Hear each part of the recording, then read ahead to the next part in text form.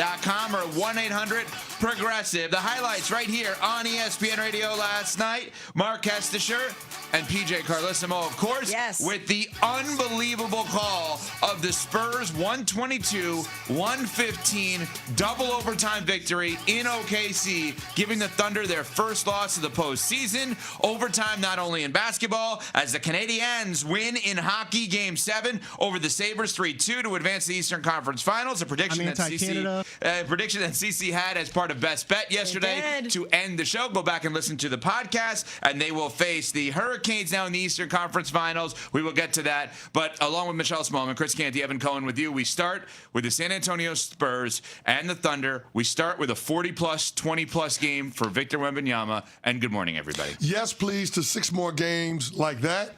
Only problem is I don't know that it's going to go 6 more games. You don't. That's how good San Antonio is. I mean, listen, they played OKC 6 times this season, and they've won 5 of them. Yes, they have their number. Right? So, I mean, I don't think it's hyperbole to say that this is a situation where San Antonio can take a stranglehold on this series with the way that they played last night. Mm-hmm. The force that Victor Wembanyama played with, the poise that the backcourt of the Spurs played with, minus De'Aaron Fox, who will be available in Game 2. Yeah, the Oklahoma City Thunder are ice skating uphill right now. They're in some trouble. Tactically, San Antonio was great, double-teaming Shea, smothering him. But Wemby is obviously the headline. He is unbelievable. And you had a feeling watching Shea get his second MVP going back-to-back with an award that Wemby had been campaigning for publicly all year long and that he felt he deserved, that a hyper-competitive guy, the way that he is, would take that personal. I took that a little personal, but I did not think we would see him exert his will the way that he did last night. He is just unbelievable. We have not seen a player like this. He is really, really special. And Evan, I know you probably loved what he did post-game too, while acknowledging that the MVP award was motivating, not really taking the bait either, talking about his team. He's just so special, and it was so fun to watch. You reference it. Let's listen to Wemby post-game last night after a performance in which he had 41 points, 24 rebounds, but a shot with under 30 seconds to go, a logo 3 in overtime to send it to double overtime at 108-105. It is, to this point, probably the most important shot of his NBA career based on time and circumstance. Wemby post-game, when asked about the MVP award going to SGA. It's a pretty natural response for a competitor to see another competitor get something that he wants, whether it's the MVP trophy or whatever it might be. Just curious if that was in your mind at all, knowing that Shea had got that award and you were in the top 3 for it. And, did any part of tonight feel personal? Some of your facial expressions kind of look like you were really, really going for it. Yeah, for sure. Everything you just said. I still got a lot to learn.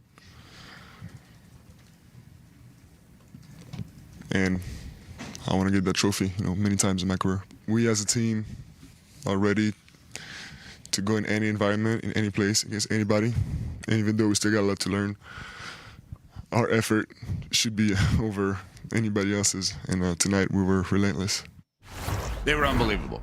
And I think that when you look at Wemby, he's the youngest player ever with a 40-20 game in the postseason like that. The previous record holder was a guy by the name of Lou Alcindor. If you're not familiar with Lou Alcindor, he later changed his name to Kareem Abdul-Jabbar. Yep. So we're talking about rarefied air, and Wemby in every big moment last night was unreal. And the things that I loved about him last night specifically, guys, when there were matchups against Jalen Williams, and the smaller Jalen Williams, not the bigger Jalen Williams, the all-star, the 40-point in the finals guy last year, who just came back from injury. He just, give me the ball. Give me the ball, mismatch, and dunked on him every damn time. He was unreal in those moments, and that's important because there's a lot of bigs who go against guys with smaller matchups that don't call for it, and Wemby called for it every single time, as he should. Yeah, what I don't understand is why Chet Holmgren is not taking it personal in trying to guard Wemby and forcing Mark Daigneault to put 6'5" Alex Caruso, who played awesome last night, 31 points, amazing, on Wemby as the primary defender. Mm-hmm.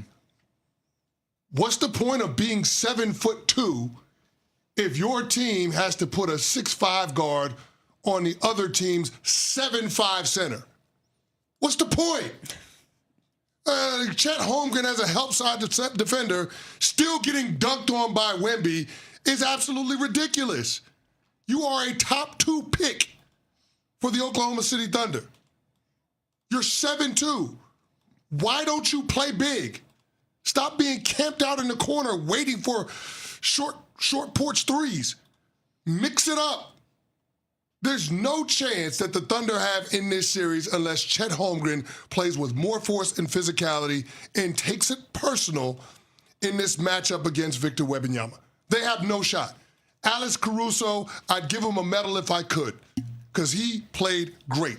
8 made threes, 31 points, played defense as hard as he could, bothered Wemby to some degree. But Wemby still had 41 points, 24 boards, played the most minutes in his career, 48 minutes across, regulation in 2 overtimes, and led his team in plus minus. Alex Caruso being the primary defender for Wemby ain't gonna cut it. That ain't good enough. Y'all have tried that. Guess how it worked out for you? You've won 1 game in 6 matchups with this team. That has to change, Smalls. It absolutely has to change. Yeah, the Thunder were talking about that post game about how good San Antonio has been schematically in their matchups, and they just don't have an answer for them. And while this is the defending champs, they do have that muscle memory. They are incredibly deep. I do think that this is going to be a back and forth series. I don't know, to your point, now that we're really going into this, I don't know if they're going to be able to find an answer. I thought for sure OKC was going to win back-to-back. I thought they are just too tough, too talented, too deep. There's no way that they're not going to win this thing based on the teams left in the tournament. Maybe it's because of their age. Maybe it's because Wemby's 22 years old. I thought that maybe San Antonio still needed more seasoning. Last night, they proved me wrong. They are unbelievable. I still think Oklahoma City's going to win back-to-back. It's interesting. I left that game completely different than you guys last night because I thought Oklahoma City played the worst game of the postseason, and I think that Oklahoma City had an awful performance for Shea, in the first half, was 1 of 5 with 4 points. And I thought that in that spot, what actually helped them, this is not meant to be disrespectful, but De'Aaron Fox not playing, I think, helped San Antonio and hurt Oklahoma City. I know they had a ton of turnovers, but the physicality of the guards and nobody to hunt because of how great Dylan Harper and Steph Castle are on defense, I actually think helped San Antonio and hurt Oklahoma City. When De'Aaron Fox comes back, he is a big game performer in terms of his big shots. He always has clutch shots, but he's also someone to hunt on defense. So I think that San Antonio was awesome, gave them their best shot last night. If this is a short series, I actually see it the other way, and I don't think it's going to be a short series. I think it's going to go 7, but I see it Oklahoma City. I would leave there last night. Yeah, I don't know about that. De'Aaron Fox coming back, giving them somebody to hunt. Do you see the 7'5" guy back there that leads the league in the hell no? Like last night, that's what we saw. You wonder why SGA struggled from the field during the first 3 quarters? Victor Wembanyama is why. He makes everybody from OKC second guess what they're doing. And they can't find a way to pull him out of the paint because they switched everything. So Wemby was just lurking in the restricted area, and he dominated in that way. SGA was frustrated the entire night, and the culmination of that was a ridiculous foul when Dylan Harper beats him off the bounce in the second overtime that ends up resulting in an and one. We never see SGA lose his poise like we saw late in that game last night. It's because he couldn't get to his spots. He couldn't get his shots. He couldn't finish at the rim like he's accustomed to being able to do. And that's because Victor Wembanyama is right there. So I see you when you talk about De'Aaron Fox being a defensive liability, but it hasn't mattered all season long, and it won't matter in game 2 because Victor Wembanyama is the most dominant force on the defensive end that we have in our game today. He's completely unstoppable. I wouldn't even have a suggestion as to how to stop him. Like, literally couldn't even give you a suggestion. You're right in saying Chet Holmgren, hey, you're 7 feet tall. That's one of your job responsibilities. Stopping him? I mean, when you watch him, he's so damn good. And you watch him go to the sideline, and his teammates embrace him like crazy, which is awesome. And then you see Kelly Olynyk, who's 6'11", okay? Embracing him. Great job.